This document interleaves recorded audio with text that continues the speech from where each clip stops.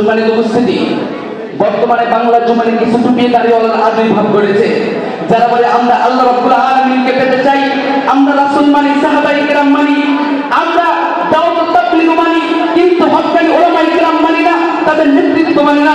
কারণ দাওয়াত তাবলীগের পিছনে তাদের কোনো পৃষ্ঠপোষকতা নেই, বরং পৃষ্ঠপোষকতা রয়েছে জনসাধারণের। আমিও বলতে চাই, একজন নার্স যেমন 50,000 মতন নার্সিং সভাতে ডাক্তারের মর্যাদা পেতে পারে না, ঠিক তেমনি ভাবে সে ডাক্তার হোক কিংবা ইঞ্জিনিয়ার হোক কিংবা সে জজ হোক কিংবা ব্যারিস্টার হোক, 50,000 মতন কেন সারাটা জীবন যদি চিল্লাই লাগিয়ে দেয়, তবুও সে আলেমের নেতৃত্ব দিতে পারবে না, তবুও সে আলেমের নেতৃত্ব দিতে পারবে না। وسلام على عباده الذين اصطفى أما بعد فأعوذ بالله من الشيطان الرجيم بسم الله الرحمن الرحيم وقل جاء الحق وزهق الباطل إن الباطل كان زهوقا وقال رسول الله صلى الله عليه وسلم بلغوا عني ولو آية নুরানি তালিমুল কোরআন ওয়া সুন্নাহ মাদ্রাসা বাৎসরিক বক্তৃতা সেমিনারের সম্মানিত সভাপতি এবং পাশে উপস্থিত বিচারক মণ্ডলী, সামনে বসে থাকা বাংলার প্রত্যন্ত অঞ্চল থেকে আগত বিভাষক ছাত্র ভাইরা, সকলের প্রতি আমার আন্তরিক সালাম এবং মোবারকবাদ। আজকের বিষয় সম্পর্কে হয়তো আপনারা সকলে অবগত আছেন, আর তা হলো দাওয়াত তাবলীগের উদ্ভব পরিস্থিতি এবং এর উত্তরণের উপায়। সময় সংক্ষিপ্ত পরিসরে যতটুকু সম্ভব আলোচনা করব ইনশাআল্লাহ। সম্মানিত উপস্থিতি, ইসলাম নামক শব্দটি পালন পর্বতের চূড়া থেকে উদ্ভাসিত হয়ে হেজাজ ভূমিকে আলোকিত করে। দেখতে দেখতে তার আলোক রশ্মি ইউরোপ, আমেরিকা, আফ্রিকা মহাদেশগুলোতে ছড়িয়ে পড়ে।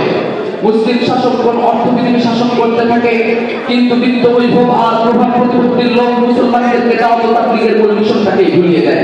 ঠিক সেই সময় দিন শুধুমাত্র চার দেয়ালের মাঝে আবদ্ধ হয়ে থাকে, এবং ঠিক সেই সময় 20 শতাব্দীতে এমন এক মহান মনীষীর আগমন ঘটে, যিনি যুগের স্রোতকে ঘুরিয়ে দেন, যিনি এমন এক জামাতের সূচনা ঘটান যে জামাতের সাথে সম্পৃক্ত হয়ে প্রায় 15 বেশি মানুষ বিশ্বের প্রতিটি আনাচে দিন প্রচারে ব্যস্ত হয়ে থাকে। এটাই সেই জামাত যেটাকে আমরা দাওয়াত তাবলীগ বলে থাকি, এবং এর প্রতিষ্ঠাতা মাওলানা ইলিয়াস কান্দরী রাহমাতুল্লাহি আলাইহি। সম্মানিত হাজিরিন, ইহুদি খ্রিস্টানরা যখন দেখলো ইসলামের এই অবদানে, তাবলীগের এই প্রচেষ্টায় মুসলমানরা উপকৃত হচ্ছে, তখন তারা এই অবদানকে বানচাল করে জনমধ্যে মাওলানা সাদ সাহেবকে এই কাজে আত্মনিয়োগ করে। সে এই কাজে নিয়োজিত হয়ে সর্বপ্রথম নিজেকে দাওয়াত তাবলীগের আমির দাবি করে বসে। এভাবেই ছলে বলে কৌশলে সে দাওয়াত তাবলীগের মূল শিকড়ে বিচ্ছিন্নতা সৃষ্টি করে। ফলে দাওয়াত তাবলীগ দুই ভাগ বিভক্ত হয়ে যায়। এক হকপন্থী উলামায়ে কেরাম, আর এক হলো সাবপন্থী, যাদেরকে আমরা সাদিয়ানি বলে আখ্যায়িত করে থাকি। এই সাবপন্থীর নেতা বাড়তে বাড়তে এত বড়ই বেড়ে গেল যে সে নবী কেরামের বিরুদ্ধে, সাহাবায়ে কেরামদের বিরুদ্ধে, কোরআন হাদিসের বিরুদ্ধে, হক্কানি উলামায়ে কেরামের বিরুদ্ধে উল্টাপাল্টা মন্তব্য করতে থাকে। এমনকি আল্লাহ রাব্বুল আলামিনের বিরুদ্ধেও কুফরি মন্তব্য করতে সামান্য চিন্তা ভাবনা করে না। সম্মানিত উপস্থিতি, সেই ইহুদি খ্রিস্টানের সাথে তাল মিলিয়ে বর্তমানে ইসলাম বিরোধী ভ্রান্ত ফতোয়া দিয়ে মুসলিম উম্মাহকে গোমরাহের দিকে ফেলে দিচ্ছে। তার মধ্যে একটা আপনাদেরকে বলি, সে বলে কোরআন না বুঝে পড়লে নাকি কোনো ফায়দা নেই, অথচ 1400 বছর পূর্বে রাসূল সাল্লাল্লাহু আলাইহি ওয়াসাল্লাম বলেছেন, মান ক্বারা হারফান মিন কিতাবিল্লাহি তাআলা ফালাহু বিহি হাসানাহ ওয়াল হাসানাতু বিআশরাতি আমসালিহা। যে কোরআনের একটা অক্ষর পড়লো সে একটা নেকি পেল, এবং এই এক নেকি তো 10 নেকির সমান। রাসূল এখানে এই খাতাটাকে নিয়ে বরং তিনি বলেছেন, লা আকুল লাকুম আলিফ লাম মিম হারফুন, আমি তোমাদেরকে এটা বলছি না আলিফ লাম মিম একসাথে পড়া হয় বলে এটা একটা হরফ, বল আলিফুন হারফুন লামুন হারফুন মিমুন হারফুন, বরং আলিফ একটা হরফ, লাম একটা হরফ, মিম একটা হরফ। সমস্ত মুফাসসির কোরআনগণ এই আলিফ লাম মিমের ব্যাখ্যার শেষে লেখেন, আল্লাহু আ'লাম, আল্লাহ রাব্বুল আলামিন ভালো জানেন। স্পষ্টভাবে বুঝতে পারলাম কোরআন না বুঝে পড়লেও 10 নেকি, অথচ মাওলানা সাদ সাহেব রাসূলের হাদিসের উপর হস্তক্ষেপ করে মন করা ফতোয়া দিয়ে সাধারণ মুসলমানের অন্তরে সত্যতা ঢুকিয়ে দিচ্ছে। রাসূলের হাদিসের অপব্যাখ্যা করে সমস্ত মুসলমানের অন্তরে আঘাত খেলছে। তাহলে এক ফোঁটা রক্ত থাকা পর্যন্ত মুসলমান এটাকে বরদাস্ত করে নেবে না।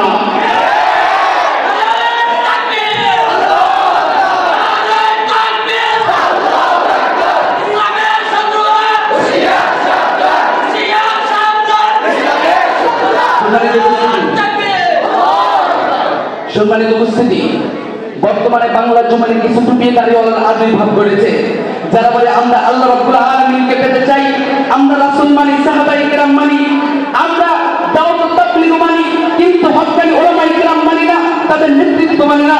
কারণ দাওয়াত তাবলীগের পিছনে তাদের কোনো পৃষ্ঠপোষকতা নেই, বরং পৃষ্ঠপোষকতা রয়েছে জনসাধারণের।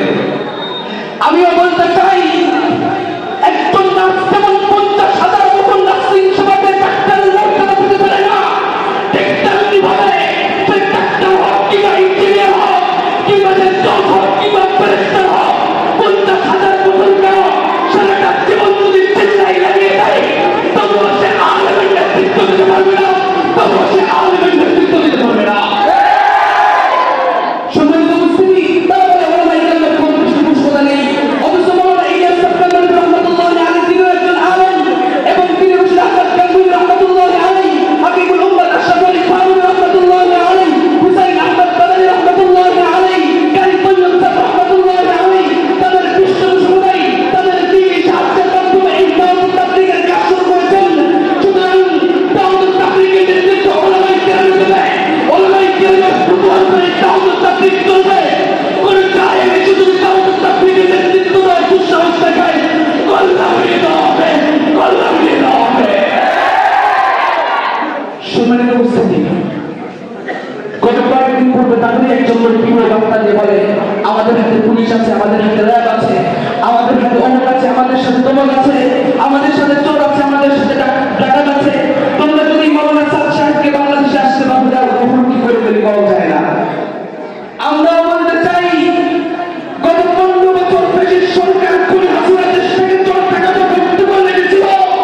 ছাত্র জনতার লাঠির বাড়িতে যেরকম ভাবে তাদের আগস্টের শুনিয়ে মারাতে বাধ্য হতে হয়েছিল, ঠিক তেমনি ভাবে শাহজালালের পবিত্র ভূমিতে যদি তোমরা সাদ সাহেবকে নিয়ে আসো, তাহলে সমস্ত হক্কানি ওলামায়ে কেরাম এগুলো বদ্ধ হয়ে তোমাদেরকে এবং তোমাদের সাদ সাহেবকে দেশ ঘুরিয়ে মারাতে বাধ্য করবে, দেশ ঘুরিয়ে মারাতে বাধ্য করবে। সম্মানিত হাজিরিন, সম্মানিত হাজিরিন, সুতরাং বলতে চাই, এক্ষেত্রে আমাদের করণীয় কি, এর উত্তরের উপায় কি? দাওয়াত তাবলীগের ওলামায়ে কেরামের কাজ, তাই বর্তমান পরিস্থিতিতে তাদেরকে এই কাজে রাহবারের ভূমিকা পালন করতে হবে। তাই মাদ্রাসা কর্তৃপক্ষের নিকট আমার আবেদন, প্রত্যেকটা মাদ্রাসায় একজন করে উস্তাদকে তাদেরকে 10 তাদরিসের বস্তুতা কমিয়ে দিয়ে তাদেরকে দাওয়াত তাবলীগের জন্য ফারিগ করে দেন, যাতে করে তারা দাওয়াত তাবলীগের মধ্যে ভালোভাবে তারা প্রতিনিধিত্ব করতে পারে।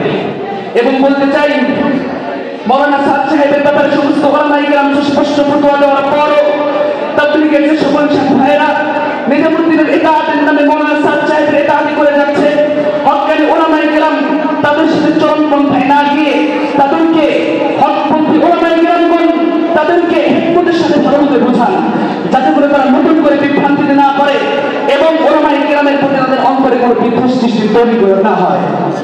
তবে মনে রাখতে চাই, যদি সোজা আঙ্গুলে কি না ওঠে আঙুল পাকা করতে হবে।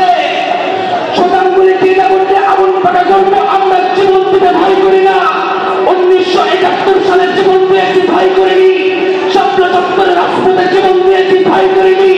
তোমাদেরকে বারবার সতর্ক করার পর যদি তোমরা একই কাজে বারবার করে ফেলো, তাহলে চলে রাখো, যতবার জীবন দিতে হয় ততবার জীবন দেব, যত রক্ত দিতে হয় তত রক্ত দেব।